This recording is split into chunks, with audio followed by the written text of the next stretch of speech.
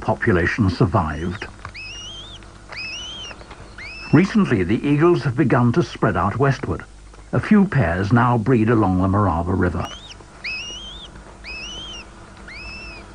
With some luck, and this depends on human wisdom, the imperial eagle will get another chance to colonize Central Europe.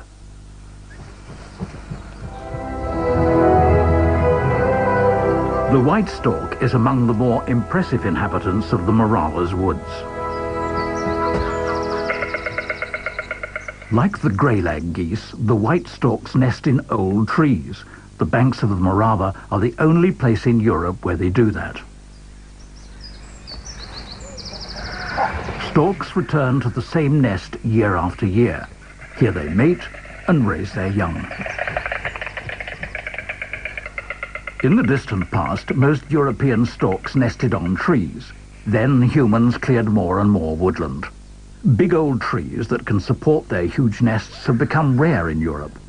A stork nest can weigh up to a ton. May on the floodplain. For a few weeks now, the stags have been growing new horns. In earlier days, the red deer would leave the floodplain at this season and migrate to their highland pastures. In autumn, they would return to the lowland rivers. Today, many of their old migration routes are cut off. Spring brings 1,000 hues of green.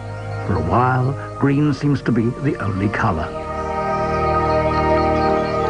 But then, wild ducks and little grebes bring in splashes of gaudy color.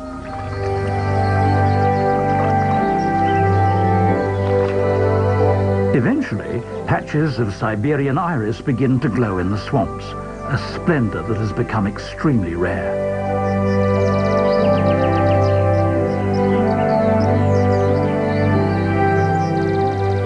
The most precious gems are hard to find. The Japanese iris hides in secret corners of the wood.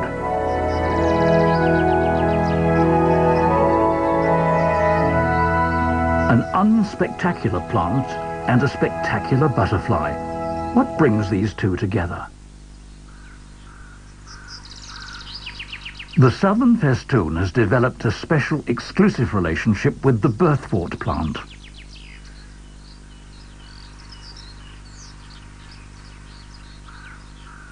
In June, the female sticks a few eggs to the downside of birthwort leaves. It's the only plant its larvae are able to eat.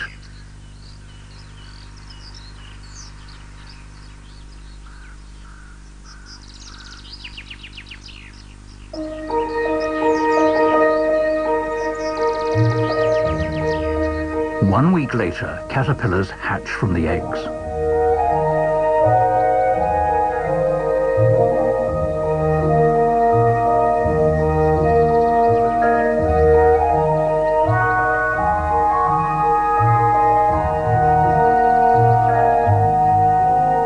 During the first weeks of their lives, the caterpillars only eat the tender parts of the plant, especially the petals.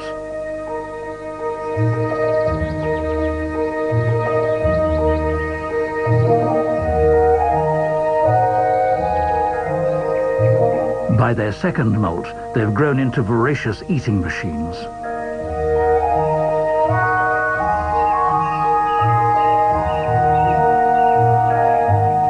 Now they need a more substantial diet.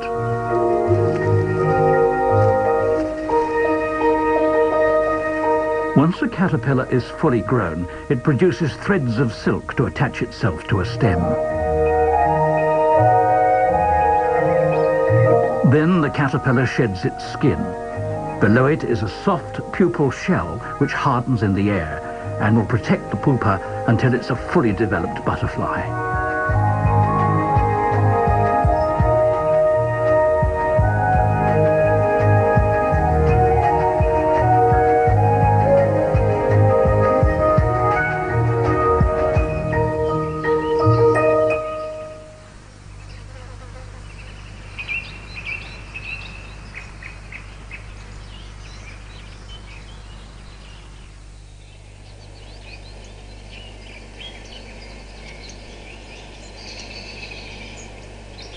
Summer has come to the floodplain.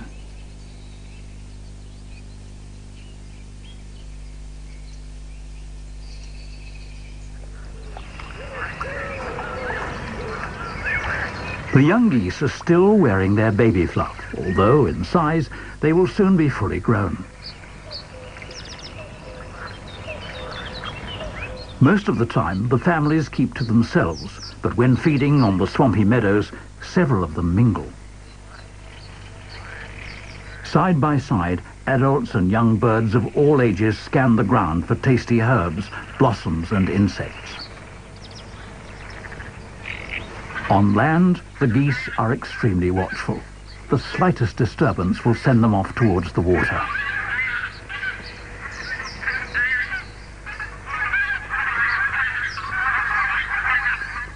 A fox has broken the idyll, even though he is not even seriously hunting. He just keeps checking whether a young bird is injured or lags behind. A pair of lapwings spied the fox from the air and warned everyone around.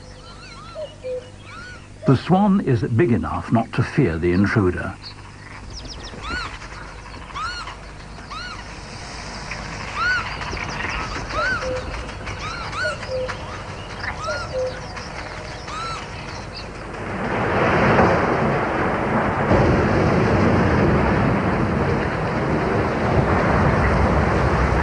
Heavy rain means flooded fields. As the waters spread, waders find their hunting ground expanding. For the imperial eagle, this is not hunting weather, so the young are in for a time of fasting.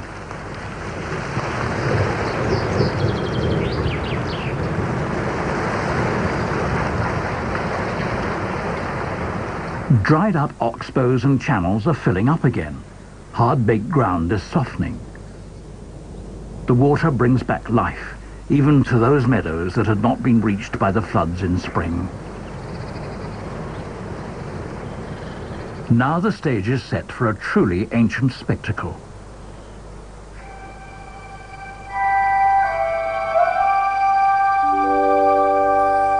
These are strange creatures from days long gone. It might be their first appearance in years. Tadpole shrimps, or triops, have been around without changing their shape for some 200 million years. Their eggs can survive dry periods, sometimes over decades. But when their patch of ground is flooded, they will hatch within days. And they're not the only bizarre inhabitants of the flooded meadows. Fairy shrimps, dragonfly larvae, water bugs, great diving beetles and other tiny creatures are floating among the wildflowers, adding up to an enormous biomass.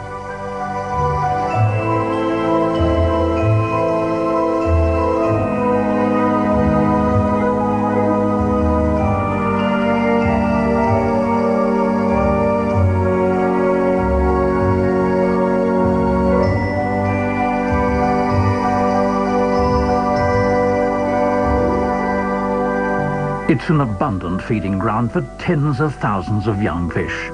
In rainy years, the swarms of fry are huge.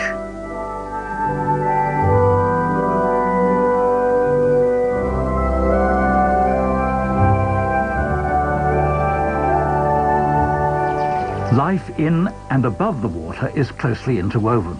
The life cycle of many insects embraces both spheres. Most of the wetland birds feed on aquatic life. Way up in the canopy, the vagrants of the river have their roosts. Night herons are among the Morava's irregular visitors. They do not breed here every year. Night herons hardly ever use a nest in 2 successive years.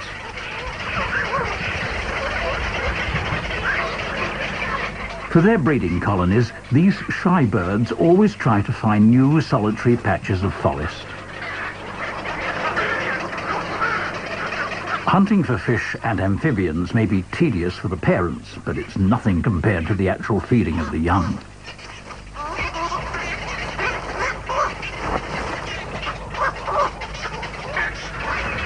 Watching young night herons being fed adds a new dimension to the phrase young and hungry.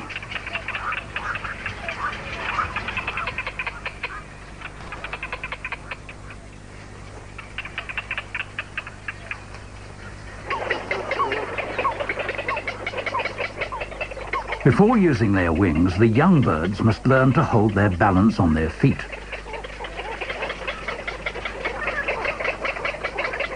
Venturing out on a limb is not a good idea before being able to fly. Suddenly the situation is only funny for the onlookers.